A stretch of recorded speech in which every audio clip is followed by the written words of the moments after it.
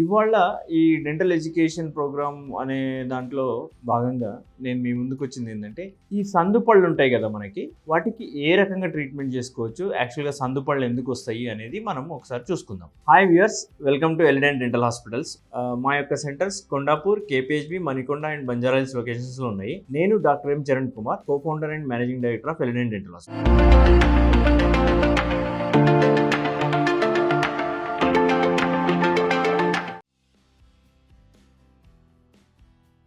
యాక్చువల్గా సందుపళ్ళు ఏంటంటిది, పళ్ళ మధ్యలో స్పేస్ ఉండడం అన్నట్టు. సో ఎంత స్పేస్ ఉంది అన్న దాన్ని బట్టి మన ట్రీట్మెంట్ ఆప్షన్స్ కూడా మారుతాయి. బేసిక్గా చాలా చిన్న స్పేస్ ఉంటే కనుక మనం కాంపోజిట్ ఫిల్లింగ్ అనేది ఉంటుంది. కాంపోజిట్ ఫిల్లింగ్ అంటే సేమ్ టూత్ కలర్ మెటీరియలే అక్కడ మంచిగా నీట్గా పేస్ట్ చేసేసి దాన్ని లైట్తో క్యూర్ చేస్తాం, అది ఉంటుంది. దానికి ఉన్న డిసడ్వాంటేజ్ ఏంటంటే మనకు దానికి స్ట్రెంగ్త్ తక్కువగా ఉంటుంది. ప్లస్ మన రెగ్యులర్గా ఫుడ్స్ తీసుకున్నప్పుడు అది దానివల్ల గారబట్టే అవకాశం ఉంటుంది. అంటే కలర్ మారిపోతుంది, మీ న్యాచురల్ టూత్కి దానికి కలర్ మారిపోతుంది. సో అదే రకంగా ఇంకా స్పేసెస్ కనుక ఎక్కువ ఉన్నాయి అనుకోండి, ఎక్కువ ఉంటే అప్పుడు మనము ఈ బ్రేసెస్ కానీ అలైనర్స్ కానీ పెట్టుకొని ఆ గ్యాప్ క్లోజ్ చేసుకోవడం అనేది బెటర్ అండి. సో దట్ ఎందుకు అంటే మీ న్యాచురల్ టూతే ప్రాపర్ స్పేస్ మూవ్ అవుతుంది.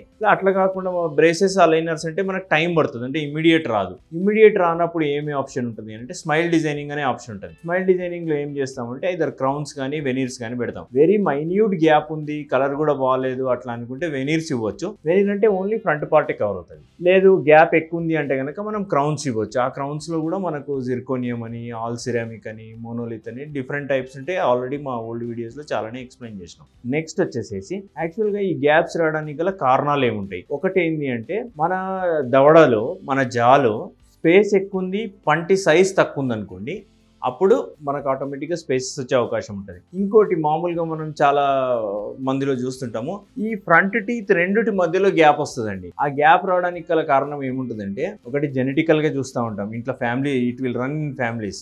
ఒకటి మెయిన్ ఏముంటుందంటే, ఇక్కడ మనకు అంగిలి పైన ఫ్రీనమ్ అనేది ఉంటుంది. ఈ ఫ్రీనమ్ అనేది ఒక మజిల్ ఫైబర్ అటాచ్ అయి ఉంటుంది. ఒకవేళ ఆ మజిల్ ఫైబర్ పైకి అటాచ్ అయి ఉండాలి, ఒకవేళ కిందికి అటాచ్ అయ్యి ఉంది అనుకోండి, హై ఫ్రీనల్ అటాచ్మెంట్ అంటాం. ఆ మజిల్ ఫైబర్ వల్ల కూడా స్లోగా గ్యాప్ అనేది పెరుగుతూ ఉంటుంది. ఇట్లా పెరిగేటప్పుడు మనం ఏమైనా ఫిల్లింగ్ కానీ క్రౌన్స్ కానీ మనం అది ఏం చేయకుండా చేస్తే మళ్ళీ మీకు ఆటోమేటిక్ గ్యాప్స్ ఓపెన్ అయ్యే ఛాన్స్ ఉంటుంది. అదే రకంగా మనం అట్లాంటిది ఉంటే కనుక ముందే గమనించి ఫస్ట్ ఆ ఫ్రీనెక్టమీ అనేది లేజర్ తోటి ఆ ఫ్రీనమ్ని ఒక 10 minutes ప్రొసీజర్ అంతే కట్ చేసేస్తాము. కట్ చేసేసి అప్పుడు కనుక మనం ఈ స్పేస్ని కనుక క్లోజ్ చేసినాము అని అంటే మీకు ఎలాంటి ఇబ్బంది కనుక ఉండదు.